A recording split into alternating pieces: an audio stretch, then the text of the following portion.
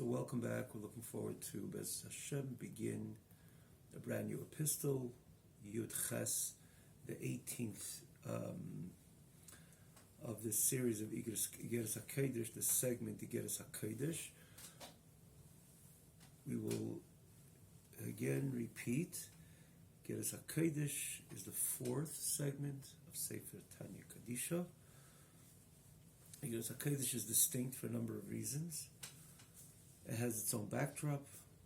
We elaborated on this in the beginning of the 10th epistle, which is 7 or 8 back, the very beginning, the first class of the 10th. It's a click away, namely, if you're in the original website associated with this class, the tanyaonline.com. Again, one word, tanyaonline.com, wherever you're watching it. Of course, we applaud these carry the class, namely, time to time we do acknowledge Arutz Shava, Israel National News, English, which carries this weekly, again, Kol L'Chai, with much appreciation and recognition. But in the original website, you have the ability to access all the previous classes. It's a click away. They're lined up from top to bottom, meaning to say the more recent class, latter classes are on the top of the screen. And then you make your way down, for that matter. It goes all the way to the very beginning of Sefer Tanya Kadisha. We merited to conclude the first 3. Tanya has 5 segments. We constantly repeat it. It is with much precision. It's known to be the Teresh Biksav of Teresh Achsidus. Thus the 5. We merited to conclude the first 3. The Likutei Amorim, Sharich B'Amun, and Igeres HaTshuva, presently learning Igeres HaKodesh. And again, as we mentioned quite a few times over the different times of learning this Igeres HaKodesh, that it is indeed different in the previous Igeres, letters, epistles written different times, addressing different situations. But again, we had a full presentation in the beginning of Yud. Take a look. No reason to repeat this if it's such an easy access. Such an easy access to that. Also, we do mention that the Alter Rebbe himself periodically cross-references, and even from one segment to the other, and that's another advantage. You could look at that page which the Alter Rebbe talks about, quoted in this Igeres, like it's explained there and there. You just have to look, and again, wherever you're learning Tanya, wherever you could find it, but it's easy to access, and many times we do the cross-reference as well, just when the Alter Rebbe speaks about certain ideas, which are explained more elaborately in other chapters in Tanya, and different times we have the ability to elaborate more on these topics, and we just send you there. It's just a simple way to have greater clarity in the very subject which is presently learned at the time that we're presently learning it. And as it says, which means that sometimes anim in the context of brevity, and certain times the same idea of Teda is spoken about with expansiveness, similar to the Oshir. It's rich, and therefore we just and at certain times that we're learning, look at this in this chapter, and there it's explained elaborately. So it has this advantage, and this is the original website, tanyaonline.com, that you could find all the previous classes from the very beginning of Likutei Amorim, which we began and merited to conclude, merited to reach this point, this Chuz Gadol, to reach this point. So there's the advantage that you could look into any chapter of these chapters, namely this which we speak about, and again we formally even send you there accordingly. So Ksiv, the pasuk says, "Ma'yafis u'mana'amt ava betanugim." How beautiful, how sweet is the cleaving to HaKadosh Baruch Hu with a love of pleasure, a pleasurely love. aren't all loves pleasurably? Your desire something, you have a drive to something. So isn't that engulfed with pleasure? No, not necessarily. We see it evidently that there's ava. I mean, there's different levels of ava, even described in the Alter Rebbe in Tanya itself. Famous Perik Mem Beis, Mem Gimel, Mem Dalid in Silkuti Amorim. Again, it's a click away. Actually, in more in Mem Gimel, Mem Gimel, Mem Dalid. And then, of course, Mem Hey, and then later Mem Test is the famous Alter Rebbe's translation of Ava Dechekes Sabosar from HaKadosh Baruch Hu to the Yid, and the Yid would reciprocate. But there's again so many different levels. But on the overall, these two Avos, when we say they're not necessarily, we find this distinction between different loves to HaKadosh Baruch Hu. In the very beginning of L'Kuti Amorim, for that matter, when the Alter Rebbe speaks about the Tzaddik, this is in Perik Tes L'Kuti Amorim, he speaks about the Tzaddik reaching Ava V'Tanug, and there he says, the Alter Rebbe says this very briefly, succinctly, in a few words, that the Ava of the Tzaddik, you can see it in Perik Tes, you're going to click away, look at Perik Tes L'Kuti Amorim, that that the Tzaddik reaches the level of Ava Rabo, Ava B'Tanugim rather, love associated with pleasure, over and beyond the Ava Aza Kiddush B'Yesh, the intense love like an engulfing flame of fire, which you look at fire, it's like going somewhere, it's jumping to something, so it seems. And for that matter, that's the case also. The Alter Rebbe explains famously in the chapters Yud Ches and Yud Tes, the 18th and 19th, of L'Kuti Amorim. Why is the fire jumping?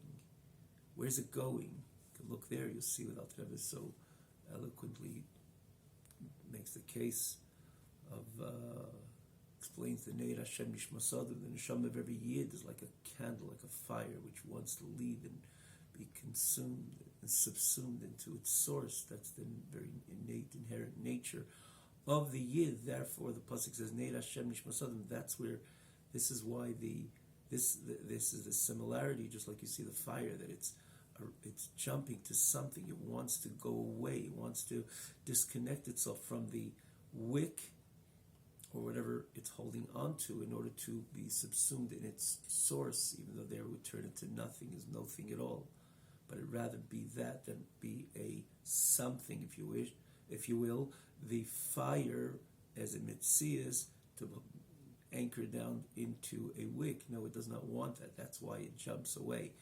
It's worthwhile to see Yud Ches and Yud Tes towards the actually the Alter Rebbe uses this analogy in Yud Tes in the 19th of L'Kuti Amorim. So there, the Alter Rebbe says very briefly that this is one level of love, but a higher level of love is Ava B'Tanugim, the level, a pleasurable love, a delightful love, which is so much deeper. So basically, if you want to,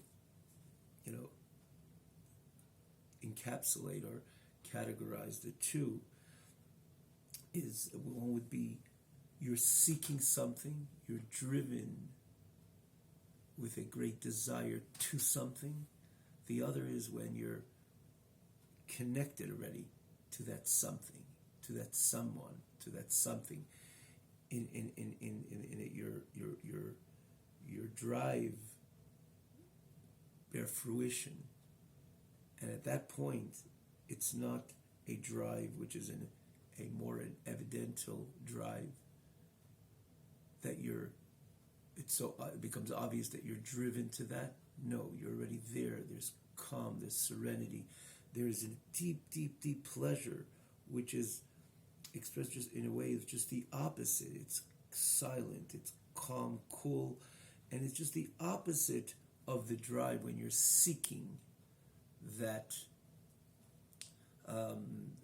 this which you love, the seeking this which you love. There's more the drive, and here you've reached it already, and because you've reached it, the experience is a different type of experience. It's not something which is overtly noticed or overtly felt, or something that the drive becomes something that is pulsating at the moment. No, it's a pleasurable, delightful experience because you're already connected to this which you were driven to. This is the difference of Abba Kirish Be'esh. There's a fire. You look at a fire, it wants to go. It seeks the connection. This Abba Rabba is where there's already the connection. And it's a different experience. It's not, you don't see the passion as much as you don't see much the drive, the passion, but rather the pleasurable connection to which you had the drive a moment ago. You had the drive to. There you're already connected, and of course it's totally different. And of course this latter is so much deeper. The love is so much deeper, and so much more pleasurable, more than the seeking. And of course, not only so much more pleasurable, it's all about the pleasure, all about the delight, but it's the connection is so much deeper than when you're seeking this which you're driven to, or when you're driven and seeking this which you have this pulsating love to. And this is, again, Alter Rebbe uses those words. You can see it in Perek Tes. Alter Rebbe points this out in this very chapter, quoting this Mayofisa Manoamt of Shlomo Melech in the pasuk in Shir Hashirim. Shlomo Melech, the whole Shir Hashirim, was about the expression of the Yid's connection to HaKadosh Baruch Hu, that it's not only a robotic connection, it's a very passionate connection from Hashem to His people, and of course from Hashem to His people, and His people to Hashem. And the way the Yid connects to Hashem is so many levels, to the extent that he could experience this Ava B'Tanugim, this pleasurable, delightful love, that his whole pleasure, the whole Koyach HaTainug is engulfed with this deep, profound, and intimate connection with HaKadosh Baruch Hu. Now, you understand why the Alter Rebbe spoke about it there, because there he speaks about the highest level of the tzaddik, the tzaddik gomor, right? We have to just always be careful when we use that term tzaddik. Tzaddik is not this generic image of a tzaddik b'la'ir, like we find it common on the posters. Tzaddik b'la'ir. Tzaddik is a deep, deep level of a connection of a yid with HaKadosh Baruch Hu. And for that matter, there is so many levels in tzaddikim. The Alter Rebbe writes, Revova is tens of thousands of levels of tzaddikim. And this is not hyperbole. This is exactly the way it is. The tzaddik gomer is somebody who completely transformed anything negative, completely. It doesn't, towards the divine, towards Kedusha, and his whole interest and beyond interest, their life, their focus, their beyond aspiration, because it's not aspiration to something. They're already dovik, they're already adherent, they're cleaving to HaKadosh Baruch Hu. HaKadosh Baruch Hu is their whole life, and namely not on their life because this is the way it's meant to be, but it's truly their pleasure. They have this oneness with HaKadosh Baruch Hu, unparalleled oneness with HaKadosh Baruch Hu, intimate oneness with HaKadosh Baruch Hu. That's default by the tzaddik. Yeah, that's very great, and that's very distinct. And the Alter Rebbe is talking about that. Therefore, the Alter Rebbe briefly, right? He doesn't elaborate, but he says, no, it's not about the Ava Kirish Beish. It's already Ava B'Tanugim. And this, what Shlomo Melech is referring to, this very pasuk. Mayofis manoamt, where's the beauty and where's the sweetness in the Ava B'Tanugim, the love of pleasure? And Alter Rebbe right it begins, there's two different pleasures. Now, when it comes to the second one, arguably, would you say the second one, which Alter Rebbe points out later, is it exactly the Ava Kirish Be'esh, which the Alter Rebbe speaks about in Perek Tes? Arguably. We know there's so many different levels of Ava. It doesn't have to be one or the other. We'll wait and see to see if there's a parallel between the two, and if there's an obvious similarity or not such an obvious similarity. Maybe it's a different type of Ava. But the first level of Ava, what the Alter Rebbe is talking about over here, that is the Ava, which that is exactly, this is what the Alter Rebbe writes to so briefly there. And again, in a few words, Ava B'Tanugim, which is greater than Ava Kirish Be'esh. Here in this chapter, the Alter Rebbe, in this epistle, the Alter Rebbe elaborates what he wrote succinctly there in Perek Tes, in elaboration and expansion. Yes, that is the Ava which the Alter Rebbe was talking about in Perek Tes, Ava B'Tanugim. It's about delight. It's about pleasure, not less drive to that. It's already there. You're there. And in that experience, there's enormous pleasure. This is what Shlomo Melech was referring to. And this is what the Alter Rebbe delves into, this very love. Ava b'tanugim says the first one is Ava b'tanugim, the love of pleasure. That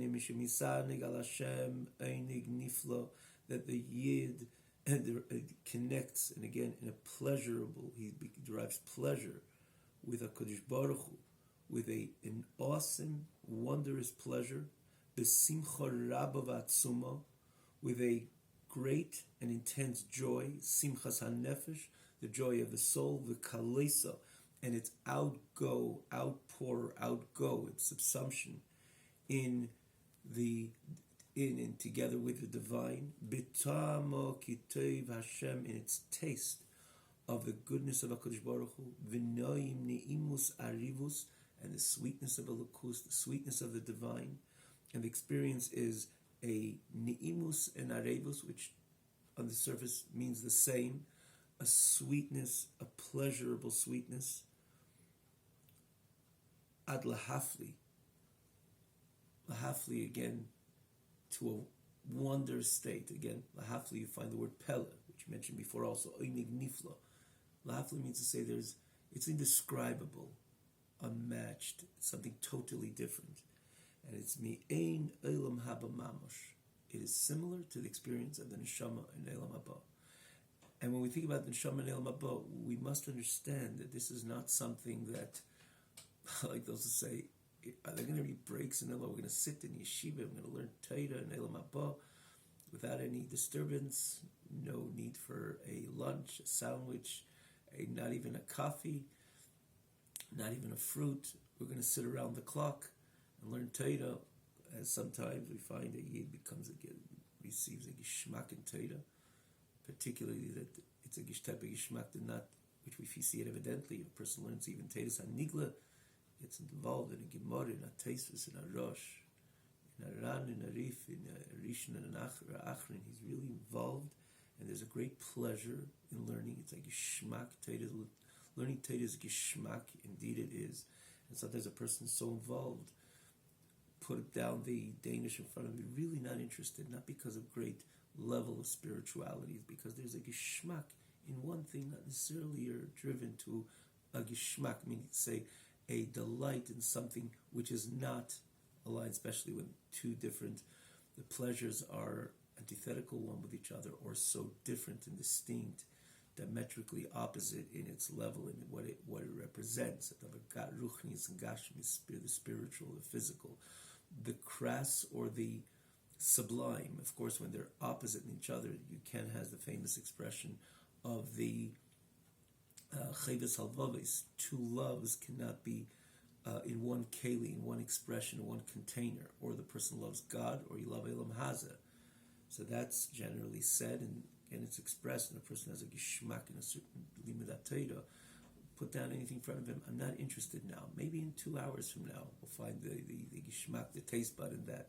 But right now, I'm not. So one suggests perhaps that's Gan Eden, that you're so involved in that learning Torah in a way that you're not just like in Elam Hazi. You could find that in those moments you're not interested in anything else. That would be around the clock, and that's why people ask, well, what about a little break, a little bit of a coffee break? And no, there's no coffee because there's no body, there's no taste buds, there's no thirst. Obviously, because the neshama is divested of body, and divested of body, of all bodily needs and desires and pleasures and so on. But still, is there something that we could just, some fresh air? No, because we don't need that. But we do have to appreciate, in the end of the day, Elam Haba, when we speak about Elam Haba, when the Gemara says, Chazal tell us, Neshamas Yeshim v'neni miziv hashchina. They have a noah from the ziv hashchina, from the ray of the divine. So we could appreciate it. It's beyond this which we're more accustomed to, of having a shmak in a rosh, or in a rishon, in a achrin, in a taisvis, or in a Rebbe Kiva Eger, something which is, something is a good kasha, pnei Yeshua, marsha. It's a kasha that you have nothing else in your life, that you're just interested, you want to know the answer, you do have a certain pleasure, and you're connected to it on a pleasurely manner and level. Of course you are. You see your drive to it. You see that's what your tainug is. But we can understand what the Chazal tell us, that nisham is yeshim v'neni miziv hashchina. It says they have enough from the ray of the Shechina. That's direct enough from the ray of the Shechina itself. So is there Yeshiva Shel Maila, which the Yid is going to experience in Gan Eden? Yes, of course there is. But it's going to be combined with this Hana, this pleasure of the Yid, which is going to experience the Tainug, the Lukus, the godly and divine reality which exists in Teda, which today it's covered with the Haskalah of Teda, the intellect of Teda. And of course a person always has to know that within the intellect of Teda, there's the Neisena Teda, the giver of the Teda. And to the contrary, the Eibishter decided that the connection with Teda is going to be through Seichel. He put himself into Teda and he said, Teda is Chochmaschem, the Pasuk in Teda, Chochi Chochmaschem Ubinaschem Le'nikolamim, that the way to connect with me with Teda is through your understanding. And Seichel has, of course, Seichel is connected to Tainug, as we see evidently. A person grasps an idea or figures something, an idea, usually the face glows at least for a moment, and if it's something deeper, it would glow for a few moments, because there's some connection, of course, with Seichel and Tainug, spoken about so many different places. You see it in the Geras HaKadosh, the famous Eishes Chayil, which is towards the end, towards the final epistles. Again, Geras HaKadosh has 32. This is the 29th. Alter speaks about there the direct connection between Seichel and Tainug. Again, it need not to be elaborated. We understand the connection of the pleasure and Seichel and intellect in so many different ways, and need not to elaborate on this. So with the Eibush to put his etzem, his core, Anochi, says the Gemara, I put myself in Teda. I gave it myself into Teda. I gave it to you. So a person would think, oh, Hashem put himself into Teda. Let me open the Gemara and let me just read it, or maybe look at it, or maybe not only not make the effort to understand it, maybe it's chutzpah that I should understand, because Hashem is here. The whole Hashem is right over here. The core of HaKadosh Baruch Hu, the Anochi, like we said, so we spoke many times. Anochi is beyond even the Shem Hashem, like it says in Zayar. It's the core of HaKadosh Baruch Hu. The core of HaKadosh Baruch Hu is in Teda, and it goes through the channel through Hashem, the Yud Kei Vav Kei, the Lekecha, Anochi Hashem Lekecha is in this Blad Gemara. What am I going to understand it? Put my mind to it, understand it like I try to understand any other matter which would contribute to my well-being as a program, whatever. I'm going to use the same Seichel for Teda. My intellect to connect with the core of HaKadosh Baruch Hu, which transcends intellect.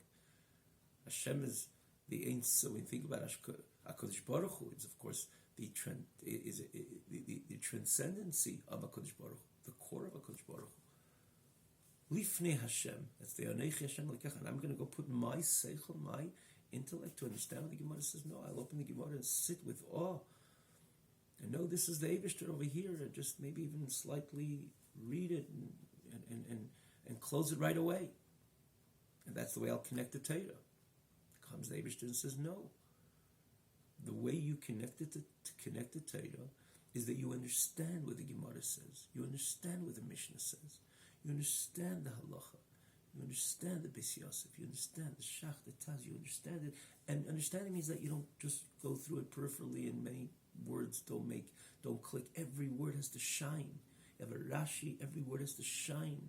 And if it didn't shine the first time, look somewhere else, maybe it would help you. And then read those words and see the shine in those words, meaning to say understand them perfectly. And the more you understand, you connect intellectually with this Gemara or Rashi or Tosfos, that's the way you're connecting to the Anochi, which is invested in Teda.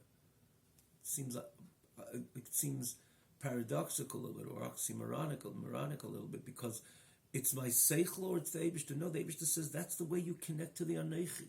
That's the way you connect to my core. When you understand, the Eibishter says when you take your Seichel and you connect with the Seichel HaTeda, that's how you connect to the Neisen HaTeda. And of course, a person has to remember that sometimes we can get carried away. That's why Teda becomes a little bit precarious in the way the Yid through Teda would connect with HaKadosh Baruch Hu, because I'm putting in my seichel. Seichel is about my understanding and about my perception. So many times the person's yeshus could come in the way.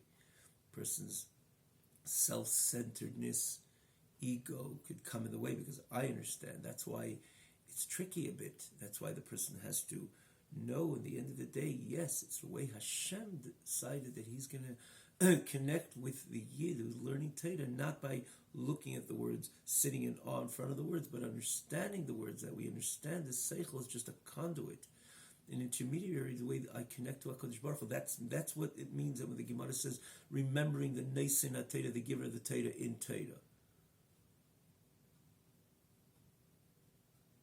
Together with that, we know we can't jump and run to the Nesin HaTeda without the Teda itself. That's why, in a way that we talk understand every word in this which we're learning, the subject we're learning. It's Gemara, Halacha, Chassidus, anything. It has to make perfect sense. And if it doesn't, you have a question, ask and answer. The deeper you get, the closer you get with the core of HaKadosh Baruch Hu. Look in the Alter Rebbe in the end of Mem Hey, 45th chapter. Other places also, but it says it so emphatically. 45th chapter, L'Kutei Amarim, he says the deeper you get Alter Rebbe compares learning Torah to intimacy with HaKadosh Baruch Hu, literally. Dafka through your seichel and the depth of your seichel. Again, this is verbatim, the Alter Rebbe. Kodesh Kodoshim. End of Perek Mem Hey. That's what a person has to daven before. Learn Chassidus Chabad. Have a proper davening. Not to lose focus. Because we do see that in areas, dafka people who learn Torah, there's a certain ugly, we'd even use the word ugly self-centeredness because of their learning. And again, it's tricky because Hashem said, your connection to me by learning Torah is going to be through your intellectual perception of this that you're studying. So it's because I'm understanding, so there's room for my yeshus, the focus on me. And that's why a person has to be careful. That's why a person has to learn chassidus and daven and to remain focused, that even when you're connecting to HaKadosh Baruch Hu, besides the fact there's a bracha when you're connected to HaKadosh Baruch Hu on the onset through a healthy davening, so it's like tweaks to a fire. Your understanding is deeper and it's more straightforward. Nishvakrumt.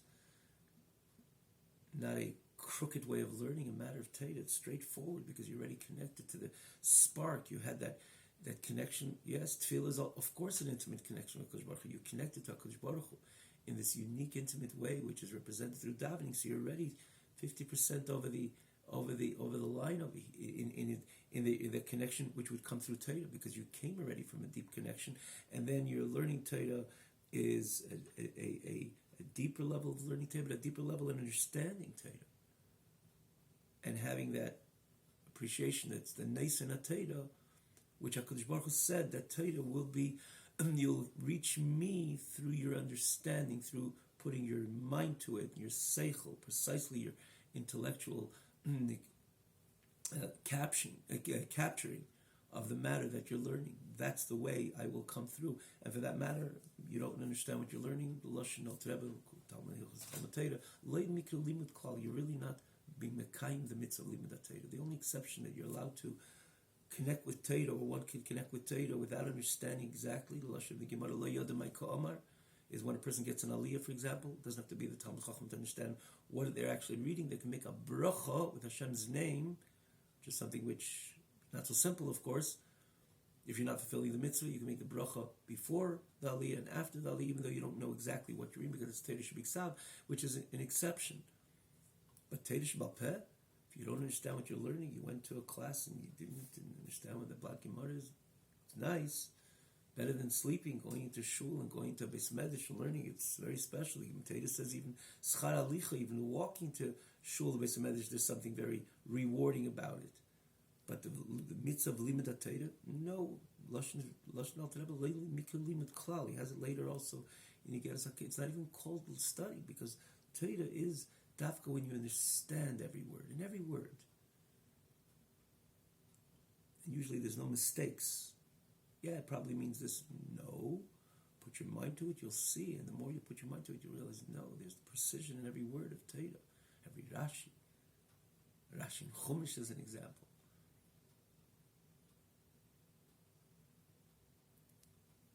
So of course there's pleasure learning Torah. And will that exist in Gan Eden? Yes, there's a concept of Yeshiva Shel Maila.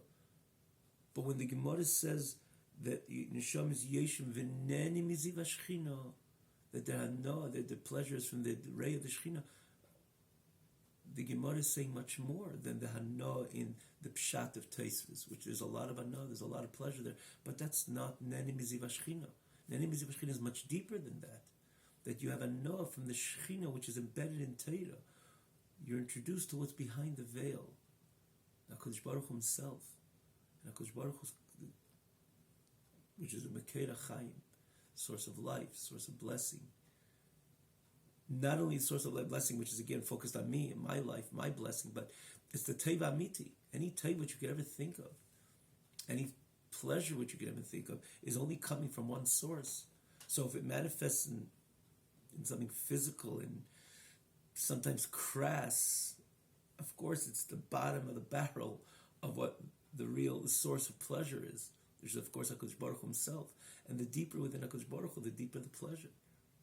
Not even for an objective goal, it's Hashem. As like David HaMelech says, Kol she'edu levavi.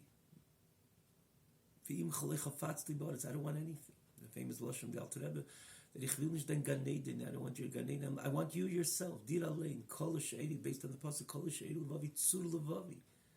I have just outpour, the Kleis HaNefesh, the experience of Nadav Avihu, as famously explained by the Eir HaChaim. That desire, chasheka v'chafetza. I just want the Eibishter. What's going to happen if I connect to the Eibishter? If it means expiration of body, so may it be. That's what the mindset of Nadav Avihu was, and that's what happened to them. Look at the Lashon of their Chaim. It's lahafli. It's exceptional study, which gives so much perspective of the whole anecdote, narrative of Nadav Avihu. They felt the kedusha and they went for it. There was nothing else. There was nothing going to stop them, and they became so close, and they connected on this intimate level with HaKadosh Baruch Hu, with this great pleasure. Again, Chaim says it wasn't even seeking, but they were there, somewhat a little bit like it's mentioned over here. The idea of the chasheka v'chafetza, the nefesh ekeka, almost quoting verbatim the Lashon of Chaim. There was the expiration of body. Yeah, it wasn't even a matter for them. That's a different experience, more than understanding a piece of a thesis or a Rashi or any other study of one's learning Torah. This is the hana of the energy behind it. Neni miziv hashchina, and that hana is something which is indescribable. Of course, it's indescribable. How could we, neshamas invested in body, have that, or even begin to understand that delightful experience of the neshama divested of body? I mean to say, here we have different pleasures, different inclinations, because the neshama is invested in a body, and body, particularly nefesh bahamis, is driven to certain established pleasures which exist in the human condition. And of course we try to find not only devotion to HaKadosh Baruch Hu, despite my inclinations and my proclivities to the bodily delights and lusts and proclivities, because what I do rather what Hashem wants than what I am inclined to do, as again, based on the human condition, the bodily condition. But beyond that, a Yid tries to find the Tanya Genolokus, which comes through learning Torah B'chlal, particularly Torah Chassidus, which speaks about the inwardness, if you will, of Torah B'chlal, of matters of Elokus. It's a gishmak, it's a certain gishmak. Doesn't mean the person becomes Moshe Rabbeinu overnight or over many years. Even though it does say a person should be able to say Moshe Yagiu Maisel Maisel Avram Mitzvah Yaakov, that everyone could say. It says even a shivcha, Everybody can say, when am I going to aspire to great heights in their connection to HaKadosh Baruch Hu? But in the norm, it doesn't mean you're becoming this completely different type of person, or you're becoming this sadik, as an example. No. A person could learn Pnimis HaTorah and experience a pleasurable, delightful davening. You mentioned over the course of learning recently as well, of a famous chassid said that when a person experiences a real davening, exercises a real davening, they will never be interested in any other pleasure in Elam Hazeh, because a real davening is pleasurable. And if it's not, there's a little bit of problem, and at least demand some soul searching. What is this davening? What am I doing? Am I shuckling and banging and screaming for decades and never allowing the connection, or that intimate connection with my Creator, me experience that? And if I don't, it's just a little rachmanis, because by the definition of davening is that the Eibishter opens a window. Not necessarily it's our effort. We have to make some achana, some preparation to it. But as Alter Rebbe explains, says it clearly, Perek Yud Beis, Likutei Amorim, Yud Gimel, Meichen de Gadlus means on high. The Eibishter opens a window and he kind of peeks through that window. He allows his inner energy to pass through that, this which is usually blocked, and we have to seek and find him throughout the entire day, or connect him even though we don't have that pleasurable experience which is meant to transpire when we daven. Hashem opens that window and allows even the Beinani, or people climbing and aspiring to be the Beinani, to experience that davening. And the davening is a very pleasurable davening. It really is. And that in a weekday, particularly Shabbos, when a person doesn't have to be this big, super spiritual icon to understand, in a sense, that Neshama Yiseda, which takes over the person really throughout the entire 24 hours of Shabbos, that a person could appreciate even a sweeter davening, more pleasurable davening, a more delightful davening. And it's not only measured on the clock. Of course, we give time to it. It's a Chassidim Arishenim. They used to wait an hour and daven a certain amount of time and wait after they were really involved. And of course, it takes achana, it takes learning Chassidus, and it takes thinking, as we spoke about many times, not to go into now, to ponder on this, which you're learning to understand, to appreciate it in a way not only as a study, as information, but as a transformational experience. And then you take a siddur, it's a Haidel Hashem Kir V'Shmei, so that you enter into the bosom of HaKadosh Baruch Hu, and you climb the rungs of davening. There's the Shema Yisrael, when the Pasuk says V'ahavta, that you could love HaKadosh Baruch Hu with all your heart, with all your soul, with all your might. These are deep levels of love. And the Eibishter asks every human being to say those words. And the Eibishter didn't want it just to be robotically saying those words. Hashem says that yes, you can develop a love, a true pleasurable love with me. And then and beyond that, the Shemona Esrei, there's this unique type of timing on its own. That's what tefillah is all about. So we do know, we can appreciate that it's not about just another thing on the checklist. Tefillah is a way that the Eibishter gives the Yid opportunity, even the Beinani, which is not a tzaddik, to have that pleasurable connection with HaKadosh Baruch Hu. By a tzaddik, as an example, that pleasurable connection which exists, as we mentioned, sometimes it's within a 45-minute davening, it's the few seconds, maybe even less than a few full seconds, the person connects to a level which is truly delightful. That's what davening is all about. That's why a person who davens the entire day is a different day. Again, not that he's becoming this sadik, because he connected intimately with the area within HaKadosh Baruch Hu, which is the transcendent area with dimension of HaKadosh Baruch Hu, which is able to open the window and let him connect to that deep connection with HaKadosh Baruch Hu. The connection is so deep, and the deeper it is, the more pleasurable it is, of course. And that's where the Yid, after davening, he's not going to have the same pleasure throughout the entire day, but there's a reformation in this whole next 23 hours. Even there, other challenges begin. The person will never be the same as the moment and the time he's davening, particularly those few seconds when he had that real deep connection with HaKadosh Baruch Hu. That's the point of the Alter Rebbe, the Likutei Amorim, in a number of places of the Alter Rebbe, which is the foundation, that after davening you might have different challenges. You won't have that experience. By a tzaddik, that experience by davening is default throughout the entire 24 hours. That's why it says by Avraham Mitzvah Yaakov, Olam chotir b'chayecha. They saw their world, the world of Olam Haba, which is the nenim is the hano of the ray of the Shechina, the hano of the ray of the Shechina, that delightful, pleasurable connection with HaKadosh Baruch Hu. So by a average yid, it's the moments that he connects with HaKadosh Baruch Hu by davening. And of course, Alavai, it stretches more than a few seconds, more than a moment or two. In other words, that pleasurable, delightful connection with HaKadosh Baruch Hu, or in bond, the cleave, the adherence with HaKadosh Baruch Hu could expand itself for a few seconds, a moment, 2 or 3, even in a 45-minute davening. And again, even those 45 minutes, different levels. But by the tzaddik, it's around the clock. This is what the Gemara tells us in Saita. By Avraham Avinu, Avraham Tzivak, Elam chatir b'chayecha. They saw their world of Elam Haba, of Neni Mizev Ashkin, every moment of their life. Whoa, that's very telling.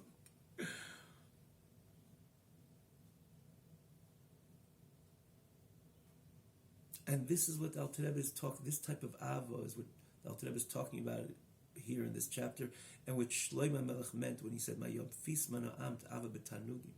There's a revis ad lahafli me'ein elam haba mamash sheneni mizev ashkin. We'll stop over here. We would have liked to go through a little more with the text, but we do understand that a neshama which is invested in body, it doesn't have that experience of the tzaddik. Like Dr. Rebbe is going to say, this is simchut tzaddikim b'Hashem. Who has that simchat tzaddik has it. A real tzaddik. Not a poster tzaddik. A real tzaddik has simcha. It's not, there's no issues, other issues. To say he's inclined to this or to that he has to pull himself away. No. By default, the tzaddik is simchut tzaddikim b'Hashem. They have constant joy, elation, inner contentment, and delight and pleasure in HaKadosh Baruch Hu. This is the Ava B'Ta'anugim, the highest and deepest levels of Ava. And that is the norm of the Neshama's experience in El Mabah, in Gan Eden. Now we cannot, as human beings, if we're not the tzaddik, which was able to transform their animal soul completely into a godly reality, and the even body is completely a transformed, sublimated body, different, distinct. Therefore, it doesn't interfere. And there's transparency between neshama and guf. That's the tzaddik. But the average person, no, and therefore we can't even begin to imagine of the experience of the neshama and elam haba, where it's divested of anything, of the body and any bodily desires and experiences and interests. So when we start talking about elam haba, usually we don't know what we're talking about. But a little bit we could understand, because the Eibishter gives us a taste of Elam Haba in this world through a successful davening, as an example, or other times when we know that my interest is only in HaKadosh Baruch Hu, Tamuru Kitev Hashem. By a tzaddik, it's not a moment, it's in a lifetime. The Ava B'Tanugim is default by then. Have a wonderful night.